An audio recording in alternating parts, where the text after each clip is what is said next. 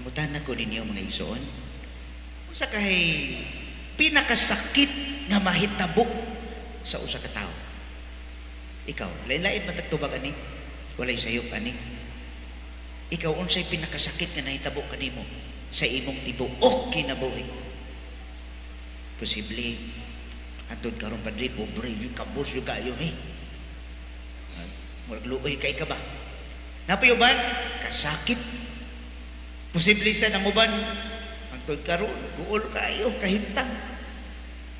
Mga igsoon, posible ang uban sa siguro atong igsoon na dito dapit sa Mercy South nalinugan taon may pader.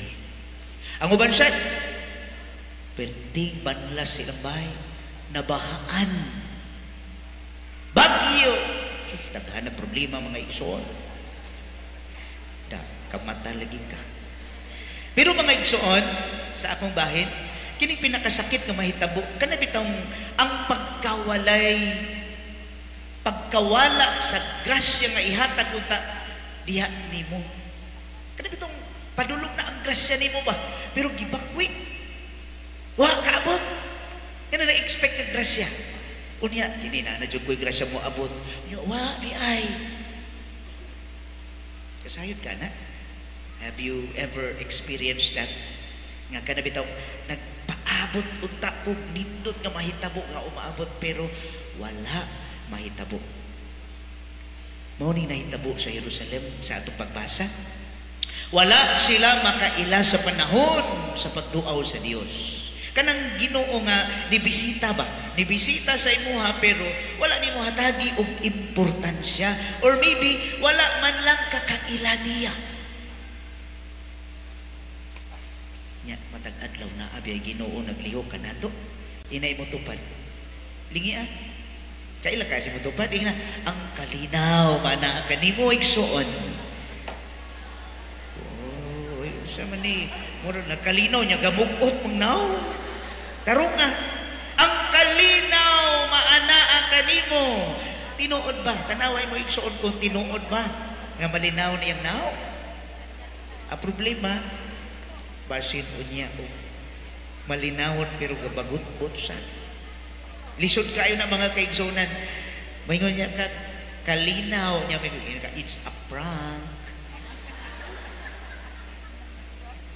Mga igsoon, salamat dahil sa atong mga team of pastors, Father Dodo, si Father Omen, Father John, si Father Dennis, salamat sa pag-imbitar ka nako dinhi. Nalipay kaayo ko nga nakasinati dinhi sa atong pagpangandam sa kapistahan. Sa atong tema karon, hinumdum mo? Ay balo mo no? Oh, we are celebrating 426th annual anniversary. Ang title, ang tema, Evangelizing Community, Rooted in Faith, Growing in Wisdom, Living with Hope, Guided by Santa Catalina. Dito ta, daghan nag-i-explain ani nako. Asa man akong unahon ini. Daghan kayong punto nga pwedeng hisgutan apan arin lang ko sa katapusan para mahuman ritso. Balo man ko ninyong mga nahong nga nagdali. No? Guided by Santa Catalina. Di na siguro kumuingon nga kinsa si Santa Catalina kay mga deboto man ta, deboto man mo. Kailan man mo niya? No. Naghimamat mo. Kay balo na mo sa the whole story niya. Pero kuha na to gamay tidbit sa iyang klase sa pagpangalagad. Siya usa ka batan-on nga babae, dili armas ang gidala, kun dili unsa man kamatuuran. Miatubang sa usa ka malditong emperador o mingon bakak ang inyong mga Dios. Kaya nga naman, pagan man sila. Pil man siya ning pagan nga, di ba? Pagan. Unya, nagigbatok siya kaning mga emperador nga ang pagtuo lahi ra gyud. Mo ni iyang gipuy-an siya kinabuhi. Ningon siya, ang kamatuoran sa Ginoo dili gyud mapildi. Yang mao kini si Santa Catalina nga usa ka dalaga, scholar, martir, apan sama usab sa ebanghelyo nato nga nadungog karon. Si Kristo Mo ni pinaka usa ka word nga ako nakita nga murag makastruck na to. Si Kristo ba nihilak? Minaw mo? Si Kristo mihilak. Pwede day mo hilak ang Ginoo? Ha? Ngunit pangutana sa ko sa seminaryo pa ko, during our kanang usa ng exam na mo, kanusa ka man makaingon nga si ang Ginoo tao. Baan ako, may kay nakahinumdum ko na si Kristo bisan tinuod o Ginoo siya kamao sa day sa mohilak tawhanon nga aspeto nga konteksto mohilak ang Ginoo mga giigsunan pero nganong nihilak man siya sama diya sa Ebanghelyo nag-awag ka nato nga unsa may mahitabo kun ang magtutuo mo atubang sa kalibutanong bungol buta o way pagpakabana sa gugma sa Dios. Mura bag sakita ko sa Ginoo pa bang sakita sa kayo. Niari na gani ko sa kalibutan. Haron akong luwason ng mga anak sa Dios pero nagpakabuta, nagpakabungol, mutambong sa misa matulog raman hinuon. Nagduka, nagdali kay sige tanaw si relo. Maura biya na. Ha? Maura na istorya mga igsuon. Gipakawala ang Ginoo sa iyang pagbisita. Adun ni usa ka istorya from the Wit and Wisdom nga journal. Usa ka babae gamay had a great desire to join the church. Unya nakigistorya sa usa ka pari. Unya gipangutana siya nga unsa man nakasinati ka nga duna kay change of heart kanang metanoia? Duna ba'y kausapan sa imo ha? Dingon ang babae, yes, Father, yes. Nya unsa man? Siya, nagpangutana kaniyang usa ka pastor, were you a sinner before? Nitubag sad siya, yes, Father. Are you a sinner now? Yes, Father. So, unsa may kalahian? What's the difference before and now? Nihilom siya. Og niingon siya, before, I was a converted to Christ. I was a sinner running after sin. Now, I am a sinner running away from sin. Can you see the difference? Sige rang isi ha? Sin! Ang kalibutan karon makalibog. Kung nai usa ka linya di sa Ebanghelyo ngano magyong nihilak ni si Jesus. Jesus does not weep because Jerusalem rejected him. He weeps because rejection destroys us. Namdumi na. Kung atong ibaliwala ang Ginoo, kita'y mag-ug.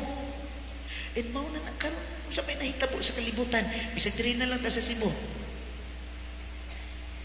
Do you think we are at peace? Naabatas kalinaw? Kagubot.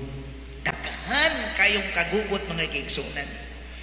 Muna nga, si Santa Catalina ang ato ang inspirasyon, atong gihalaran sa atong niining kalipay nato dinhi. Usa ka maalamon, usa ka edukada, nakabig niya ang Kristohanong pagtuo. Imagine ha, dunay conversion from within.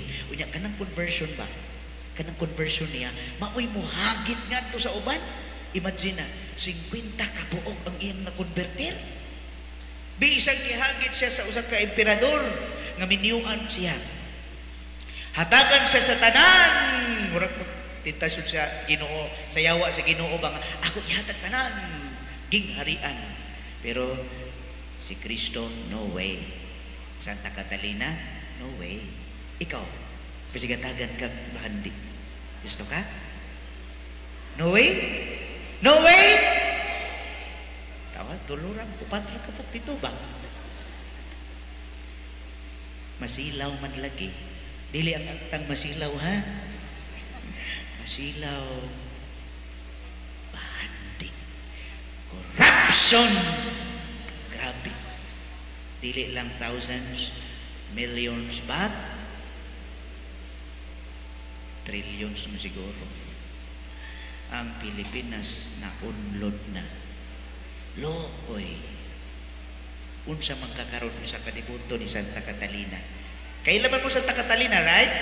Kailan mo? Nakabalo mo sa iyang maayong iyahang buhat, iyahang tanang gibuhat para sa kayo sa simbahan. Iya pong gibuhat. Ang pangutan na inyo ba ng gibuhat? Kisay mga deboto. Tanawa lagi. Klaro na. Deboto, Santa Catalina. Dua-dua. Hadlok. Hadlok. Diyan ito may bawaan mga igsuon. Si Santa Catalina, bisan unsay gi-offer sa iya. Bisan unsay napriso na siya. Bisan iyang gipanindigan ang pagtuo. Nya may makini sa istorya. Perti man bright kayo. Pero wa siya mahadlok.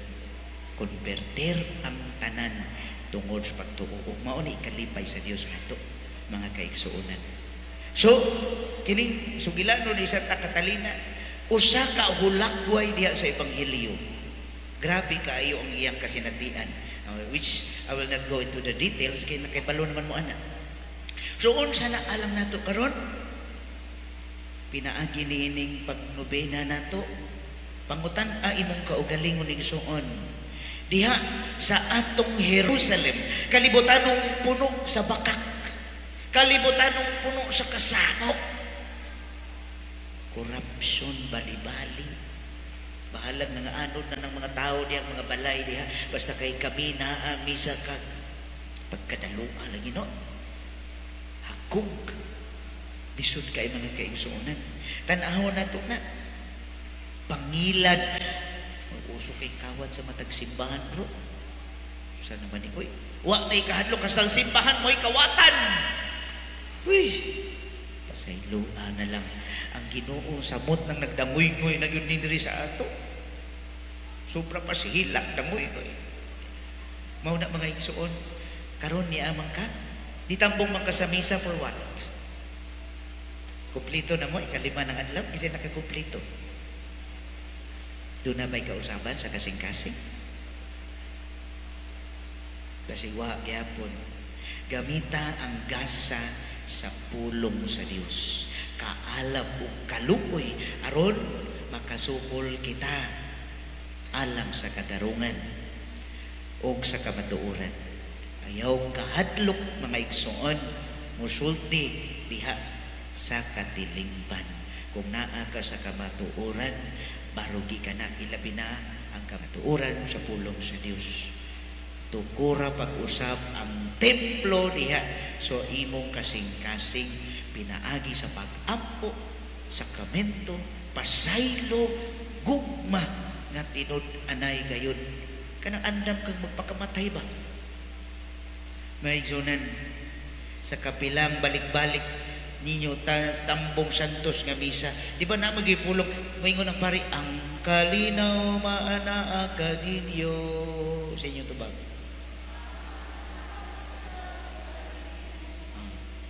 Mauligi na. Nindot kayo, kalinaw. Pero pag uli sa balay,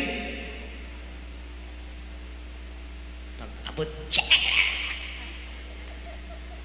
iso kayo. Mga away. Huwag ka nagdalag kalinaw. Serve ka. Pero pala away sa kayo sa simbahan. Pakita. Naghilak na Ginoo nato mga igsuon. Mao na mga igsoon, tanaw na to ang atong kasing-kasing. Wala na to tinud mapanumbalingi si Kristo nga naghilak na intawon siya sa atong mga kinaiya o batasan. Wala na to siya madawat sulod sa atong kasing-kasing. O siya naghilak sa kaluoy kay kitang tanan magud-ob sama sa Jerusalem. Ili paulahi ang tanan igsuon. Sa katapusan niining panahon karon, advent sa social media, kisa man diri sige gawid og cellphone. Walay usay ninyo diri way cellphone sa bulsa or sa bag, right? Di pwede malimtan.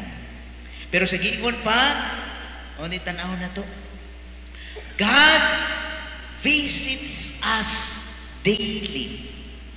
Pero mas daghan kaayo daghang mga notifications sa cellphone ug sa kalibutan nga mas atong gi-click ug atong gipilik. Mga igsoon, the tragedy of Jerusalem is not war. It is spiritual blindness. Hinaot unta, dili tabuta. Kaya ang Ginoo nagdangoy-ngoy na sa atong mga batasan ug kinaiya. Uban sa pangama ni Santa Catalina, hinaot unta, doon natay kabaguhan sa atong kasing-kasing matag karon ug unya. Santa Catalina, iampo